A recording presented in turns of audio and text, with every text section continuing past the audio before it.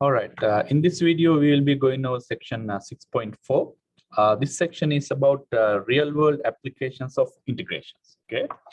In this section, we will be using some of the formulas coming from physics. All right. I want to start with these definitions. Let's go over definition 6.11. Mass given a constant density. The mass of an object with density rho and volume v is m is equal to rho times v. Okay, we use the lowercase m to denote the mass. So mass is given by rho times v. Rho is the density and v is the volume. Okay, we have a similar formula to calculate the weight of an object. Okay, so weight of an object is denoted by uppercase f. F is given by omega times v. It's not rho times v. This time it's omega times v, where this omega is the weight density. Okay, omega is the weight density. All right, so let's look at a quick example for this one. Suppose you have an object whose volume is 3 cubic feet. The volume is 3 cubic feet, and the density is 6 pounds per cubic feet. Remember, density is the mass per unit volume. Okay, so the density of this object is given to be 6 pounds per cubic feet. So then we can use the mass of this object using this formula. Okay, this is a straightforward application of this formula. The mass is given by rho times v. Rho is 6 lbs per cubic feet multiplied by v. V is 3 cubic feet. 3 cubic feet. As you can see, this cubic feet here, you have that in the top. Here you have that in the bottom. Those two will be cancelled. Your units would be lbs or pounds. Okay, you have 6 times 3, which is 18. 18 lbs or pounds. That is the mass of the object. Okay. All right. The next definition that I want to go over is definition 6.12. Work given a constant distance. Okay. The work required to lift an object with a weight of F through a distance d is given by F times d. Okay. The work required to lift an object of weight F through a distance d is W is equal to F times d. Okay. All right. Let's look at an application for this formula and then come back to the next definition. Here is the application I want to look at. Okay. So again, our formula is F is equal to omega, pardon me, here, W is equal to F times d. The work needed to lift an object of weight F through a distance d is given by Fd. Okay, so suppose you have a cylindrical water container. Like this is a water container filled with water, and you want to lift this water container 5 feet upward. 5 feet up. Okay, so find the work required to lift this bucket or water container upward 5 feet. How do you find the work required for you to lift it upward 5 feet? Well, we can use this formula, right? The work is given by F times d. D is the distance that you lift. That is 5. D is already known. Okay, all we need is we need to find F. F is the weight. Okay, F is the weight of this water bucket. So how do you find the weight of this water bucket? Remember, weight is given by omega times v. That's a formula that we saw in the first definition, where omega is the weight density. Okay, weight density times the volume is always the weight. Note that the weight density of water is known. The weight density of water is 62.4 pounds per cubic feet. Okay, so you can use that as a fact whenever you want to use the weight density of water. Okay, so let's find the weight using this formula. Omega times v. Omega is 62.4. Let me put the units here. Your omega would be 62.4 pounds per cubic feet times the volume of this object. Can you find the volume of this object? We know how to find the volume of a cylinder, that is pi r squared times h, which is going to be pi times r squared, that is 1 squared times h. H is 3. Remember, the units of the volume is cubic feet. Okay, that's the force. We found the force. So as you can see, this cubic feet and this cubic feet will be cancelled. You can simplify this to get the force in pounds. Okay, now we can go with the formula to find the work. Work is given by W is equal to F times D. That is F. I found my F. Notice that these two are cancelled. Cubic feet are cancelled. So you get 62.4. Perhaps I will write the units as it is. And then I will do my final simplification. Times pi times 1 squared times 3 cubic feet times D. D is 5 feet because you need to lift it 5 feet upward, right? So that is 5 feet. Okay, now if you cancel cubic feet here, cubic with cubic feet in the bottom, you will get 62.4 times pi 1 squared times 3 times 5 pounds feet. That is the unit of work.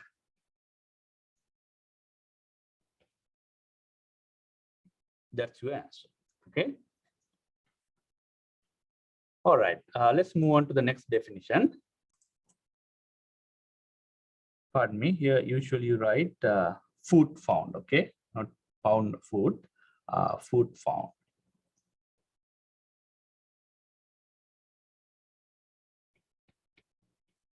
LBs means pounds. Okay. All right. So that completes that. Here is the next definition. Hydrostatic force given a constant depth. The hydrostatic force exerted by a liquid of weight density omega and depth d on a horizontal wall of area A is given by F is equal to omega AD. This is the hydrostatic force exerted on a horizontal wall, which is deep. Okay. All right. So let's look at an example. Suppose you have a fish tank. This is a fish tank, which is 4 feet long. Length of the tank is 4 feet, width is 2 feet, and the height is 6 feet. Okay. So the question is, find hydrostatic force exerted by water on the floor of the tank. That means you need to find the hydrostatic force on the floor here. Well, this is a straightforward application. This is a straightforward application of this formula. F is equal to omega AD. So what do we need to apply this formula? Do we know omega? Yes, that is the density, weight density of the water, which is 62.4 lbs per cubic feet. And we can find area easily. Area would be 2 times 4, which is 8. And D is 6, because the depth of the water is 6. So that's a straightforward application. So hydrostatic force is given by 62.4 lbs per cubic feet times the area. The area is 4 times 2, which is 8 square feet. Remember, area is square feet times the depth. Depth is 6 feet. Okay. Here you have feet squared. Here you have feet. That will be feet cube. So that will be cancelled with this one. You get your answer in pounds. Okay. So 62.4 times 8 times 6 lbs. That's your answer. Okay. That's the hydrostatic force exerted on the floor. All right. So those are the 3 definitions we have. We will be working on applications of these definitions in the next few slides. Okay. All right. Let's move on. All right, here is the first example I want to look at. Find the work involved in pumping all of the water out of the top of a cone-shaped tank that is 4 feet tall and has a radius of 3.5 feet at the top. Okay, the top radius is 3.5. This is 3.5. And of course, the height is 4 feet. It's given to us. Okay, all right. Now, how do you find the work required to remove all the water out of this tank? Well, to find that work, you cannot use this formula. You cannot use F times D. Okay, because this D is not constant for water. For example, if you take a water slice somewhere here, this water slice, you need a small amount of work to remove this water slice, right? But if you take a water slice in same size towards the bottom, you need more work to remove that water slice, right? So that means you cannot use this formula because the distance is not the same for water in various levels. Okay, so we need to use a different strategy. Okay, here is what I'm going to do. Here is my cone again. I'm going to divide this interval, this height, into n equal subintervals, and I'm going to take the kth subinterval. The width of the kth subinterval is delta y. Okay, now I can apply my formula, this formula, to find the work required to remove this slice of water out of the tank. I'll denote that work by WK, because I'm removing the kth disk. I'll denote it by WK. WK would be omega times, omega is a constant.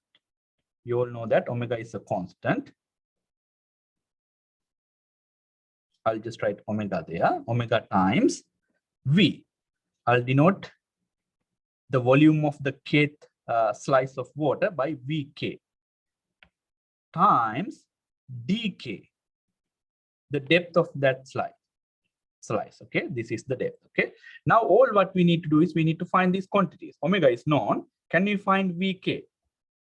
Well, Vk is, if I take this to be R, my Vk will be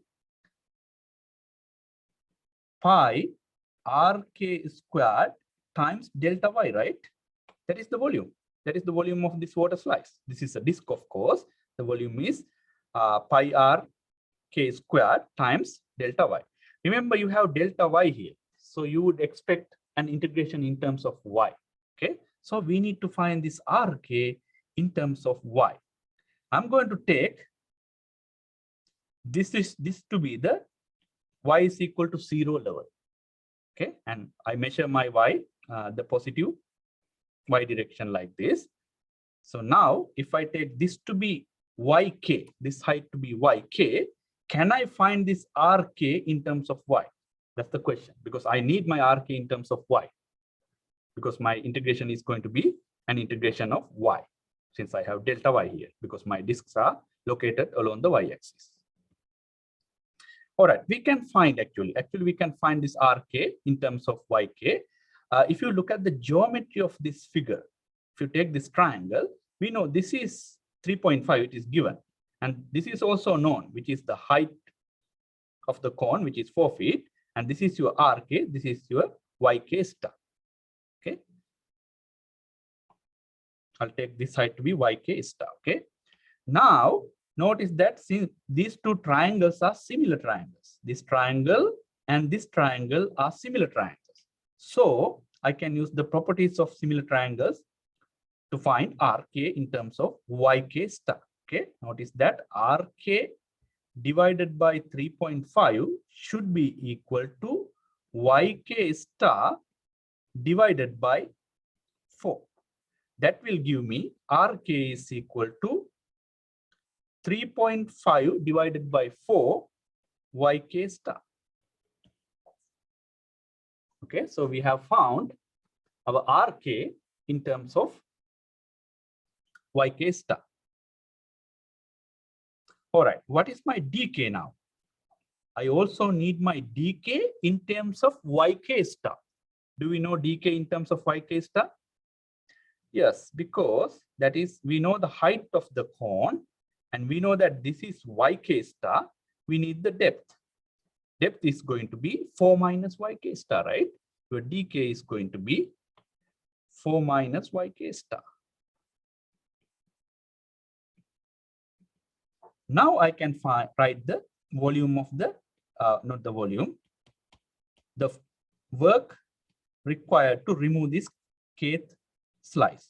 Wk is equal to 62.4 lbs per cubic feet times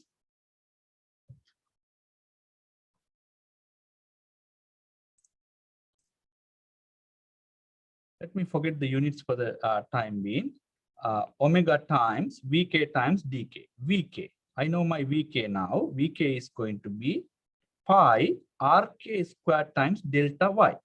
Pi rk squared times delta y, but I know my rk. Rk is this quantity. 3.5 over 4 yk star squared times delta y multiplied by dk. dk is 4 minus yk star. Okay, that is the work required to remove this kth slice out of the water tank. Now, how do you find the work? Well, we can approximate the work required to remove all the water outside of this tank by summing up these work for each disk. Okay, if I sum up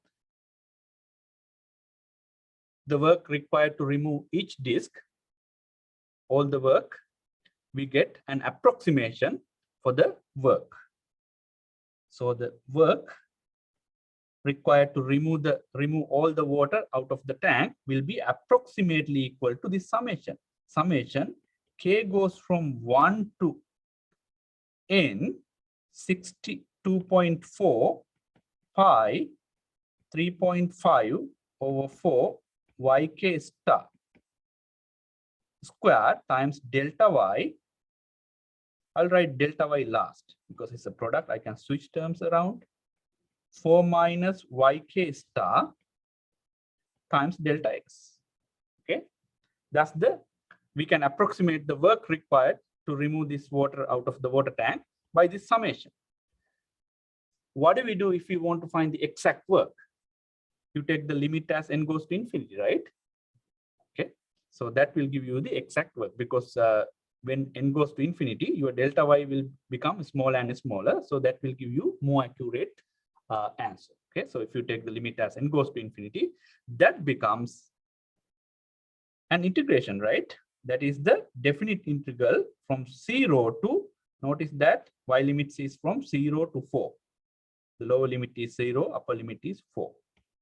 0 to 4, 62.4 pi 3.5 over 4 y, this yk star becomes y squared 4 minus y dy. Your delta x becomes dy, right?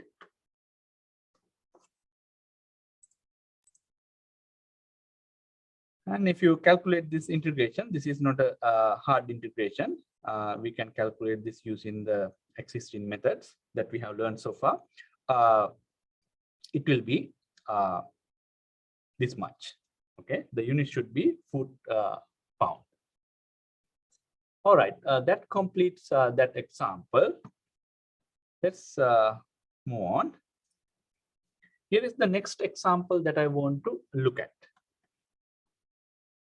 Suppose a cylindrical rod with radius of 2 centimeters and a length of 24 centimeters is made of a combination of silver and gold in such a way that the density of the rod x centimeters from the left end is given by rho of x is equal to 10.5 plus 0.01527 x squared grams per cubic centimeter. Find the total mass. Okay. Notice that to find the total mass, you cannot use this formula directly. We know that mass is given by rho times V. We cannot use this formula because even though we can find the volume of this rod, we can find the volume here, but the rho is not constant. Rho is changing when you go from left to right. Point to point, your rho is different. That's the problem here. Okay, so if the rho is changing, and we know how rho is changing, that variation is given by this formula. For example, if you want to find the density of this rod at a point which is 5 centimeters away, all what you need to do is you plug in x is equal to 5 here. That will give you the density of your rod 5 centimeters away from the left end. Okay, so how do we find the mass of the rod? Here is the idea. Again, I'm going to divide this interval into n equal subintervals, and I'm going to take the kth subinterval. The width of the kth subinterval is delta x. I'm going to take that to be delta x. And here is my disk. With that width, I can consider a small disk, right? Now I can assume that. Now let's say this kth disk is xk star away from the left end point. Remember, this xk star is a point in this interval xk minus 1 comma xk. Okay, that's the same standard way that we have been using in Riemann sums. All right, assuming that this width of this disk is very small, I can fairly assume that the density of this disk will be 10.5 plus 0.01527 xk star squared. I can plug in xk star in this function to get the density of this disk, assuming that the width of the disk is very small. Okay, if the width of the disk is very small, there is no density variation in this direction. Okay, density variation, there is a density variation, but it is very small because the width of the disk is very small. Okay, so now I can find the density of that disk. I'll call that rho k, density of the kth disk, which is given by 10.5 plus 0.01527 xk star squared. I just plug in xk star in this function to find the density of this disk. All right, now I have the density. Now I can find the volume of that disk. Of course, the volume of the disk is pi r squared h. So the volume will be, I'll call the volume of the disk Vk. Okay, the volume of this disk is Vk is equal to pi r squared. R is 2. R is given to be 2. Pi r squared times h. H is delta x. That's the volume. So we know the density of that disk. We know the volume of that disk. So we can find the mass of that disk. Mass is given by rho k times Vk. That is 10.5 plus 0.01527 xk star minus 5 times 2 squared times delta x. Pardon me, not minus, times. This is times.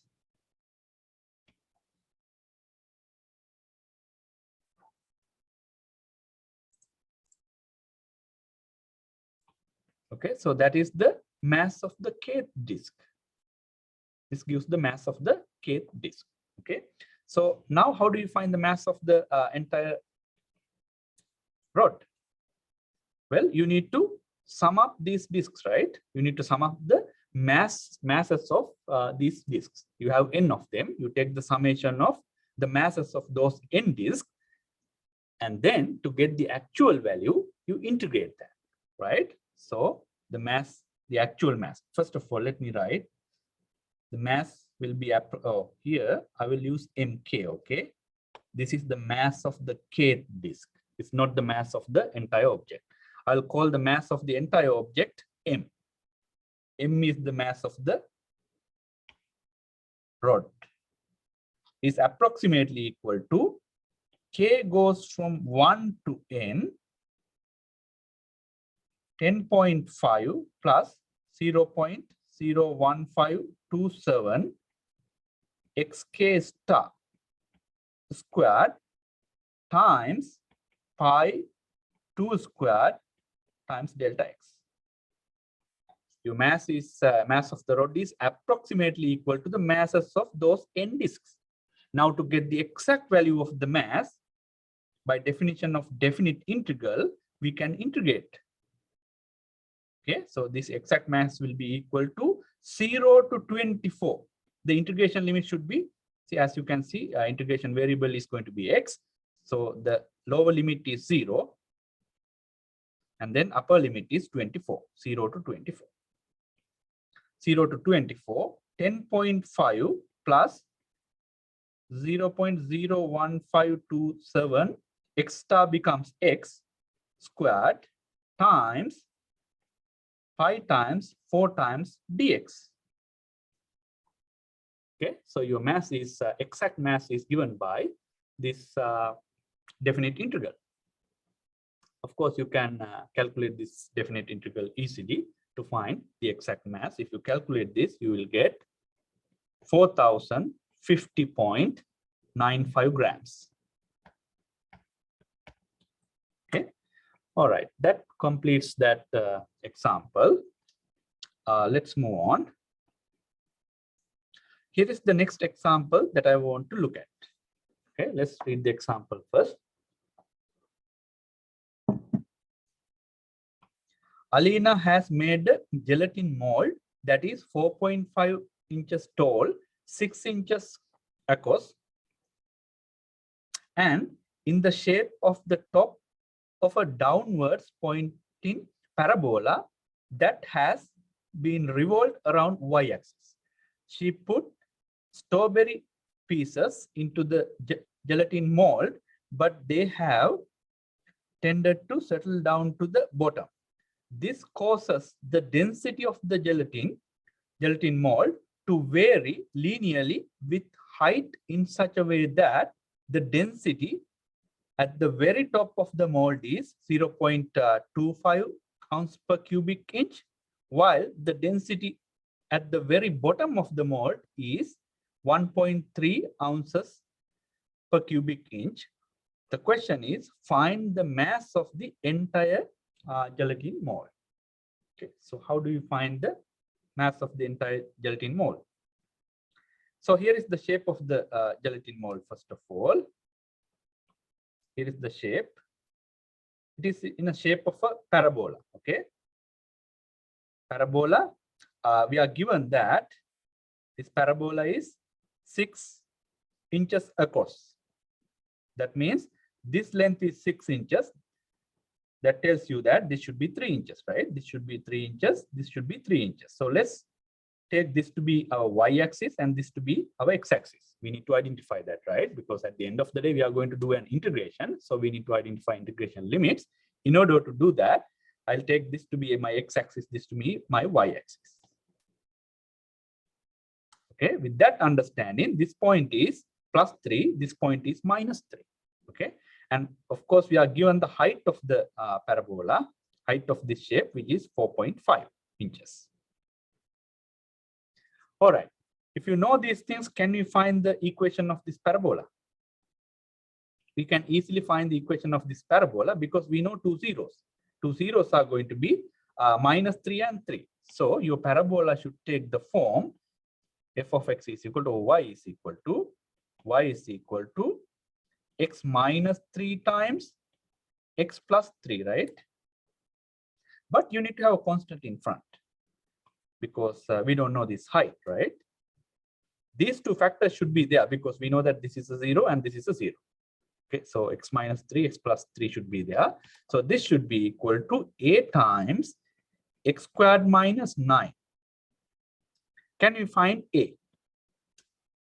Yes, we can find a because we know that when x is equal to 0, my height is 4.5. Using that data, we can find it, okay? 4.5 is equal to a times 0 squared minus 9. That will give you my a, okay? A is going to be This is actually 9 times A. So that will give me A is equal to 4.5 divided by minus 4.5 divided by 9. That's the value of A. Now I can plug in the value of A here. If you plug in the value of A there, you will get your equation is going to be, equation of the parabola is going to be 4.5 minus 0.5 x squared. That's your parabola. So we have the equation of this parabola. That's good. All right, now how do we find the mass of the entire gelatin mold? Note that the density is varying. Density, when you go towards the bottom, density is increasing. The density here at the top is 0.25. At the bottom, density is 1.3. But we are given that the density is varying in a linear fashion. That means the decrease of the density looks like this. When you go from at this point, okay, when y is equal to 4.5, your density is 0.25.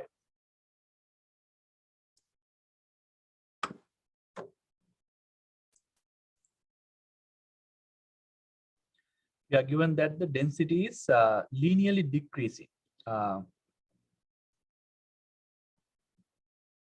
When your y is increasing, y is 0 level is here. When y is increasing, your density is linearly decreasing. Density here is at the bottom is 1.3. Density at the top is 0.25. So you have a relationship like this. It's a straight line. It is a straight line depreciation like this. When y is equal to 0, the density is 1.3. That is the density here. When y is equal to 4.5, the density is 0.25. That is less. So you have a linear decreasing function like this. Now we can find the equation of this straight line because we know 2 points. I know this point, I know this point. So that equation is given by, if you calculate this straight line, I'm not going to show the calculation here. Rho is equal to 1.3 minus 0.23y. That is the linear relationship between rho and y. Okay. All right. Now, how do you find the mass? We found some background information. We found the equation of this parabola, and we also found the linear relationship between rho and y, which is something we need in the calculation. Now, how do you find the mass? The idea is same. Again, I'm going to subdivide this interval into n equal subintervals, and I'm going to get the kth subinterval. I'm going to consider the kth subinterval, and I'm going to consider the disk at that kth subinterval. This is the disk at that kth subinterval. I'll call this kth disk. Okay, so now what I'm going to do is I'm going to find the mass of this kth disk. So how do you find the mass of the kth disk? I'll call the mass of the kth disk mk. Mk is the mass of the kth disk. That is, I can find the mass by the formula rho times v, rho k times vk. This is the formula for the mass, right? Rho is the density, rho k is the density of the kth disk, and vk is the volume of the kth disk. How do you find the density of the kth disk? We have a relationship for the density, right? We have a relationship between rho and y, density and the y height. I'm going to take this to be yk star, this height to be yk star. Then to find the density of this disk, I can plug in this yk star in this linear relationship. If I put y is equal to yk star, that should give you the density of this kth disk, assuming that your delta y is very small. Otherwise, you cannot take this as an approximation, right? Because the density is varying along the y-axis. But if this width is very, very small, I can fairly assume that the density of the disk is given by this linear expression when you plug in y is equal to yk star. All right, so with that, and the volume is, we can find the volume of this disk using the formula pi r squared h. But now, what is my r? R is, I'll take this radius to be rk. I cannot use the variable rk here. It has to be something in terms of yk. can I find RK in terms of Y? Well, notice that this point is on the parabola, right? Then this RK, comma YK star is a point on the parabola. So it should satisfy this parabola. So we should have this relationship. YK star is equal to 4.5 minus 0.5 RK.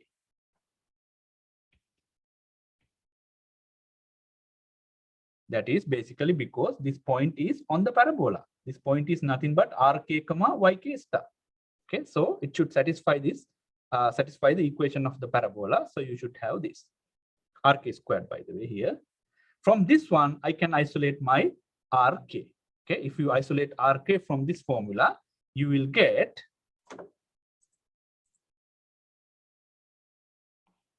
RK is equal to square root of 9 minus 2YK star. Okay, so we can find RK in terms of YK star. That's what we want because our integration variable is going to be Y. All right, now I can go with this formula. So my mass of the K disk will be the density of the K disk. I can obtain the density of the K disk by plugging YK star in this formula. This is the linear, in this formula. Okay, if you plug in YK star here, that should give the density of the K disk.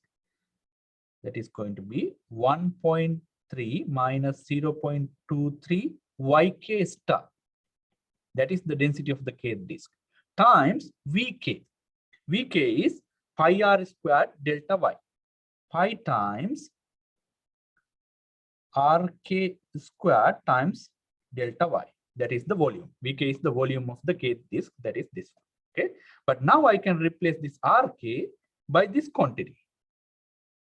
Okay. Because I know RK in terms of YK star. So this will become, my MK is going to be 1.3 minus 0.23 YK star times pi RK square. That is going to be 9 minus 2YK star. You get rid of the square root, right? When you square it, delta Y. Okay, that's the mass of the K disk. Now you can approximate the mass of your gelatin mode by summing up the masses of each of these disks. You have n disks, you sum up those n disks to find an approximation for the mass of your gelatin. Okay, so this will be sigma K goes from 1 to n 1.3 minus 0.23 YK star times pi times 9 minus 2 YK star delta Y. That will be an approximation. I made a mistake here. This is not equal. It is approximately equal.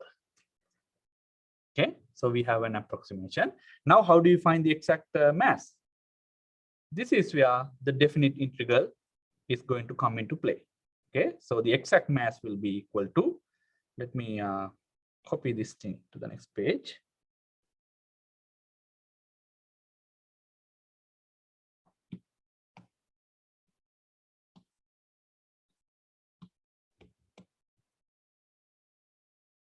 All right, the exact mass will be given by this definite integral. Definite integral from the limits of the integral will be from 0 to 2. That's where the Y is running, right? Y runs from 0 to 2. 0 to, pardon me, 0 to 4.5. This value is 4.5, okay? 0 to 4.5. 4.5, 1.3 minus 0.23 Y times pi times 9 minus 2Y dy. Okay, that definite integral should give you the exact mass of your gelatin mole. Okay, and if you compute this mass, you will get 60.4682 ounces. All right, that completes that example. Let's move on. Here is the next example that I want to go over.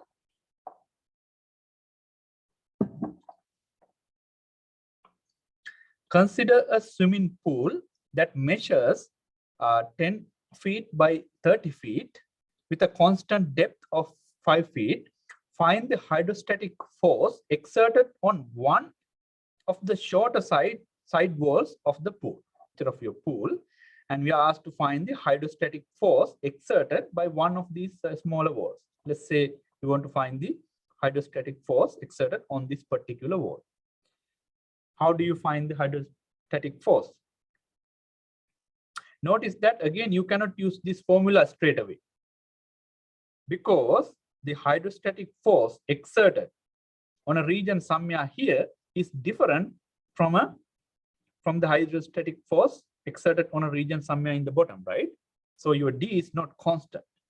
You cannot use this formula because if this, of course, if this is a horizontal wall like this, if you want to find the hydrostatic force exerted on the bottom, then the D is constant. D is the depth of your pool, right? But here we need to find the force on a side wall.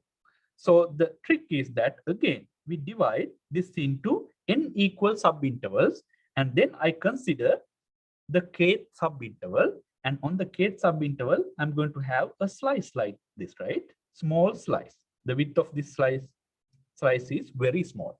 Width of that slice is delta y, that is very small. All right. Having said that, how do you find the force? Now, what I'm going to do is I can find the force exerted on this small slice using this formula. Because this width is very small, I can assume that the D is constant. This is not varying, it's a constant. Again, this will give you an approximation. This will not give you the exact value. But as long as this width is very small, I can assume that my D is fixed. That is this height, this depth. Okay, so if I consider this kth slice, I can find the force exerted on that kth slice. Okay, I'll denote the force exerted on that kth slice by Fk. My goal is to find Fk. Can I find Fk? Well, this is the formula to find Fk. Okay, by the way, this is the level y is equal to 0. Okay, y is increasing in this direction. I'll take this height to be yk star. Okay, this height is yk star, like in the previous case. Then the force exerted on the kth slice would be Fk is equal to omega times. I'm going to use this formula. Omega times, omega is 62.4, we know that, times A. A is the area. What is the area of this kth slice? That is 10 times delta y. 10 times delta y. You need to multiply that by D. D is the depth. Depth means this height, right? How do you find this depth? We know that this whole thing is 5. We took this to be yk star. So this has to be 5 minus yk star, right? That is 5 minus yk star. Okay. Now I'm going to omit some of the details. Based on this force exerted on the kth slice, we can find the exact definite integral that we can use to find the exact force exerted on this side wall. Okay, so that is given by hydrostatic force is given by integration from 0 to 5. Integration from 0 to 5, 62.4 times 10 times 5 minus y. Notice that this yk star becomes y in the integration times dy. This should give you the, as I said, I'm skipping some details, okay? So you can approximate the force exerted on this wall by summing up these n forces. So this is the force on the kth slice. Likewise, you can take the summation of the forces on each slice, right? On those n slices. So if you sum up, you will get an approximation, and then you take the limit as n goes to infinity to get the exact force that will be given by this definite integral. Okay. All right. If you calculate this definite integral, you should get 7,800 pounds.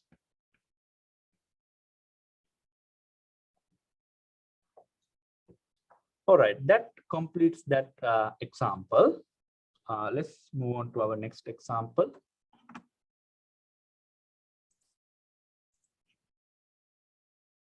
Well, it's not an example. It's our next concept. Next, I want to talk about the centroid. Okay, centroid, or sometimes you call the center of mass of a planar object. Okay, suppose you have a planar object like this. This is a sheet of paper or something with a very small width.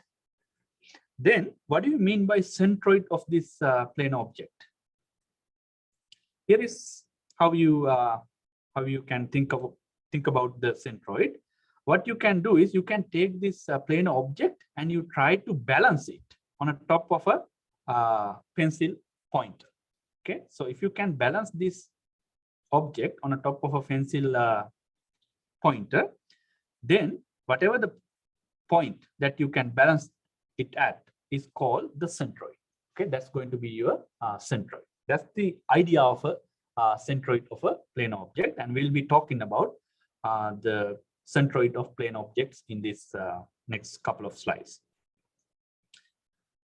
Next, I want to discuss this particular formula to find the centroid of a given plane object. Suppose you are given a plane object like this, and you subdivide that object into some subregions. Okay, you have some subregions, as you can see. And further, suppose that in each subregion, suppose you know that the area of that subregion and the centroid of that particular subregion. You know the center of this centroid of this subregion and the area of this subregion. Okay, the area of the subregion is A1. The centroid of this first subregion is X1 bar, Y1 bar. And then similarly, you know the area of the second subregion. Let's say this is your second subregion. The area is A2. The centroid is given by X2 bar, Y2 bar. This is a coordinate. Okay, when you write X2 bar, Y2 bar, it's a coordinate on the XY plane. Okay. Likewise, you know the centroid and the area for each subregion. Suppose you know all these subregions, and suppose that you have n of them. You have n subregions here. Okay. Then we have a formula to calculate the centroid of this whole object. Okay, which is comprised of these n subregions. Okay, so the centroid of this whole object is given by this formula. The x coordinate can be obtained by summation k goes from 1 to n xk bar times ak divided by k goes from 1 to n ak. What you do is you take the weighted average by the area.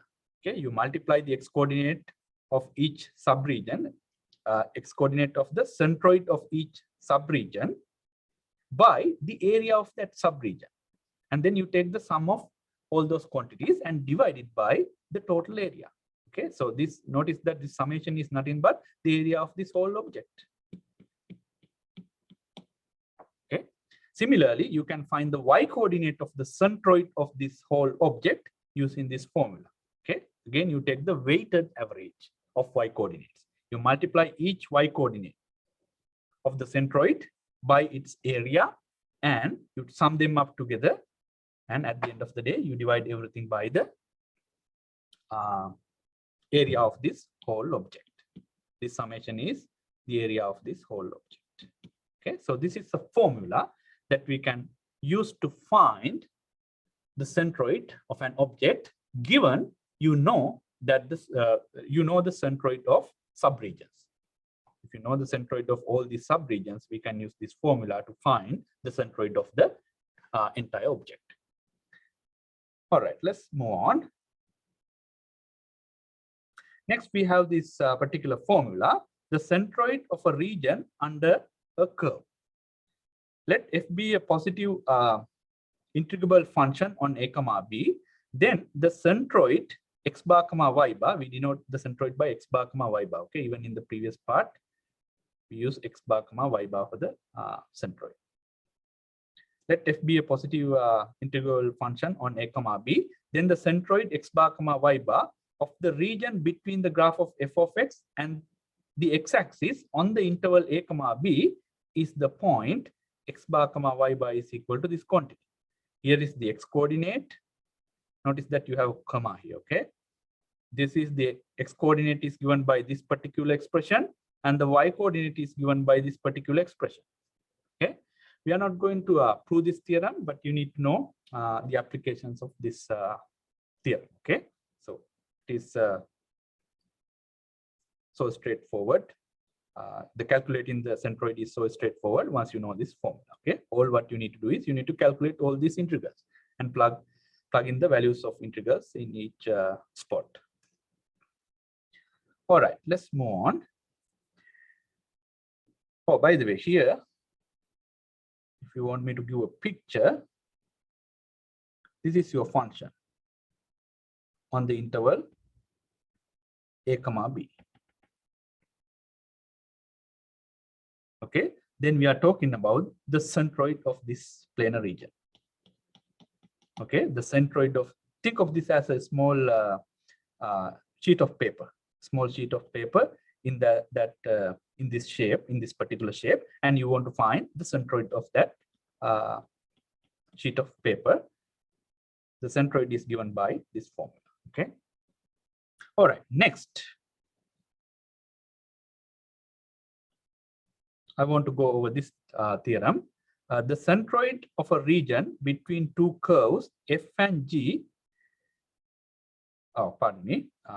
Theorem 6.14. The centroid of a region between two curves. We are going to talk about the centroid between two curves. Here is what the theorem tells us. Let f and g be integrable functions on a comma b.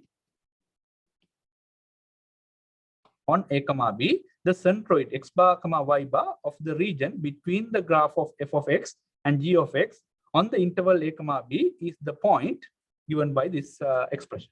Okay, so x bar y bar is equal to this expression. As you can see, you have a comma here. So this is the x coordinate of the point, and this is the y coordinate of the point. You can use this formula straight away to calculate the centroid of a planar region between two graphs. Here is the picture. This is your f of x. This is your g of x. F of x. This is your g of x. Then here is, let's say this is your a and this is your b. This is your a. This is your b. This is the region that they are talking about. Suppose this as a planar region. How do you find the centroid of this region? That's the question. Of course, you can find the centroid of that region by calculating this coordinate pair. Okay, that's what it does. All right, next I want to look at an application of this theorem, not this theorem actually, application of this idea, how to calculate the centroid given that you know the centroids of subregions. Okay. Before I go to this application, we all know how to find the centroid of a rectangle. What is the centroid of a rectangle? As you can see, you can balance this. Suppose this is a small piece of paper, which is in rectangular shape. Then you can balance this sheet on a pencil pointer right at the middle of this paper, right? If you put your pencil pointer right here, you should be able to balance it. So that means that's the centroid, right? Centroid is the midpoint of the rectangle. So in other words, if you are given a rectangle, you know the centroid. Centroid is a midpoint. Okay, that's a known fact that we will be using to approximate the centroids of various planar regions. So here is an example of that nature. Use three rectangles to approximate the centroid of the region between the graph of f of x is equal to this function and x-axis on the interval 0, 3. Then find the centroid using theorem 6.14. Okay, first we are asked to approximate the centroid. All right, first of all, I'm going to graph this. I'm going to understand the region that they are talking about. What is that region? First thing I can do is I can graph this one, right? On that given interval. This is the graph of that function. And this is the region that they are talking about. This is the region that they are talking about. Okay, we need to find an approximation for the centroid of that region. Okay, the idea is that I subdivide this interval into 3 subintervals.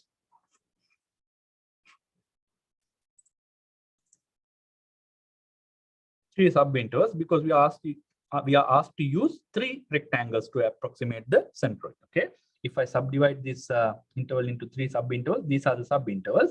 In each subinterval, I'm going to construct a rectangle. I'm going to take the height of the rectangle to be the height of the function at the midpoint of each subinterval. This is the height of my rectangle. This is the first rectangle. The height of the second rectangle is this height. So the second rectangle is going to be this one. Similarly, this is my third rectangle. As you can see, these 3 rectangles kind of resembles the shape of the original curve, right? Since you have 3 rectangles, you don't really see it. But if you have about 100 rectangles, you will see that those 100 rectangles would almost look like this curve. Okay, so since the width is a little bit high here, you don't see that. Okay, that's the idea. So now, instead of finding the centroid of this one, instead of focusing on the centroid of this given object, I'm going to focus on the centroid of this object, this collection of rectangles. Okay, if I can find the centroid of these 3 rectangles as a combined object, then that will be a good approximation for the centroid of my centroid of the object that I'm interested in, right? That's the idea. Okay. All right. So how can we approximate that? Well, we can use these 2 formulas. Not 2 formulas, actually. Here it's one formula. This tells you how to calculate the centroid once you know the centroids of each subregion. Notice that here we have 3 subregions. What are the 3 subregions?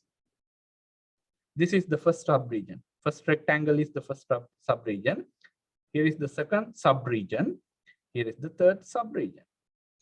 Okay, I'll call this is A1, the first subregion. This is A2. This is A3. Okay, maybe I will erase this because I want to write something else there. So I'll use arrows. This is the first subregion, A1. This is A2. Third subregion, A3. So we can find the centroid. We can find the centroid of these 3 rectangles, the combined object that you obtain by combining these 3 rectangles by this formula. Okay, so x bar is given by sigma k goes from 1 to 3 this time. This time your n is 3 because you have 3 subregions. That is x1 bar times A1. And the y bar is given by, pardon me, xk bar times ak. And then y bar is given by k goes from 1 to 3, yk bar times ak. I'm forgetting the sigma ak in the bottom, so let me include that here.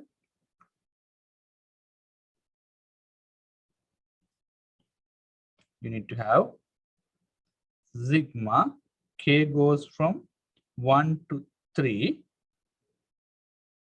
ak in the bottom. Here also sigma k goes from 1 to 3 ak.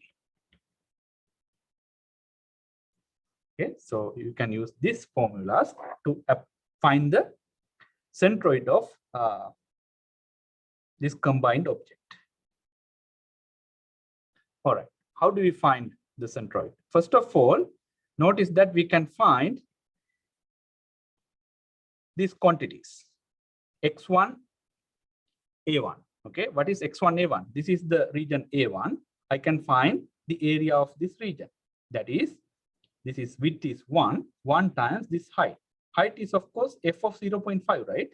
Because height is this side, that is f of 0.5. So I can find a1. A1 is going to be 1 times f of 0.5. That is the area of the first region. Area of the second region is going to be again 1. The width of the rectangle is 1 times, what is the area? This area, 1 times f of 1.5. A3 is going to be 1 times f of 2.5. Okay, so we have the values of A1, A2, and A3. Of course, you can find this, right? You can find this value by plugging 0.5 in your function. That will give you a numerical value. Okay. All right. So we have all the A's. What else do we need? We need x1 bar, x2 bar, x3 bar, right? How do you find x1 bar, x2 bar, x3 bar? Notice that this midpoint is what we call x1 bar, y1 bar. The coordinates of this point is what we call x1 bar. Let me write it here. X1 bar, comma, y1 bar. And then this midpoint is what we call, because that is the centroid of the second rectangle, right? That is x2 bar, comma, y2 bar. Similarly, this point is what we call x3 bar, comma, y3 bar. Now, as you can see, I can find these points. Okay. So what is my x1 bar? X1 bar is clearly this point. This is 0.5. X1 bar is 0.5. Let me list those points.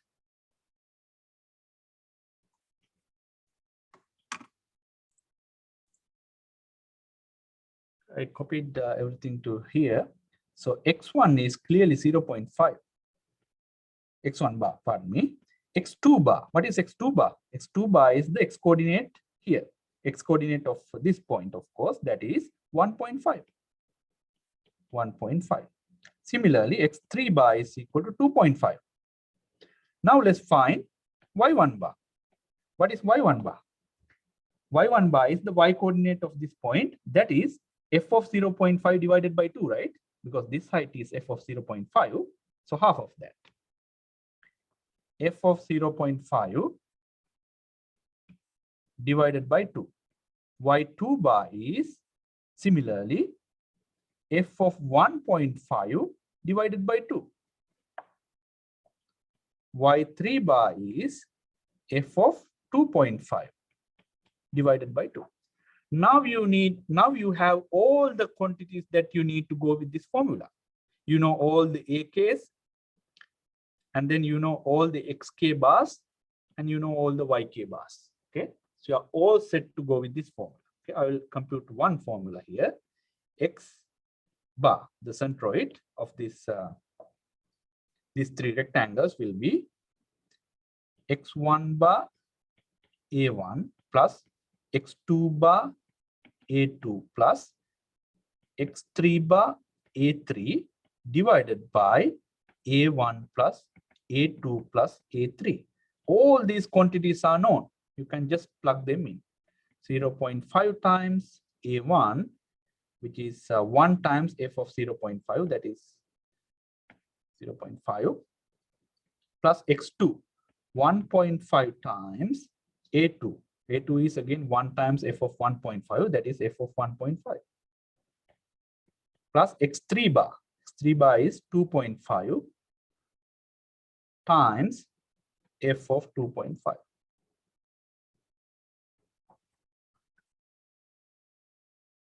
Okay, all right. Now you divide everything by A1 plus A2 plus A3, that is f of 0.5 plus f of 1.5 plus f of 2.5. Okay, and this will give you, if you compute this, you should get 1.18018. Similarly, if you compute y bar, you should get, no, this should be actually the y answer. The x bar should be 2.0316. So that is the centroid of this object. Okay, the object that you obtained by combining those three rectangles. So this centroid, x bar comma y bar, x bar comma y bar, will be an approximation for the centroid of the object that we are interested in. We are interested in the centroid of this object. So this centroid that we just found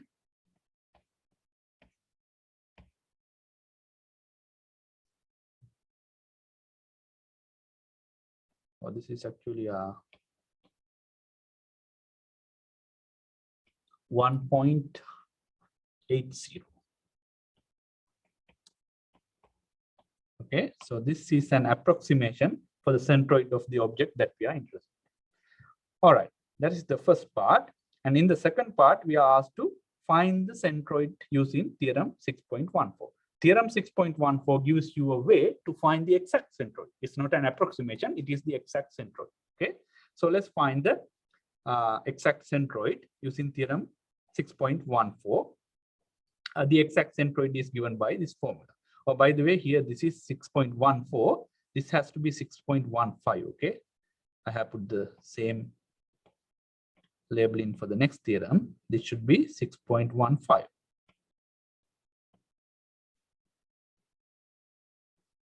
All right, so we are asked to use 6.14.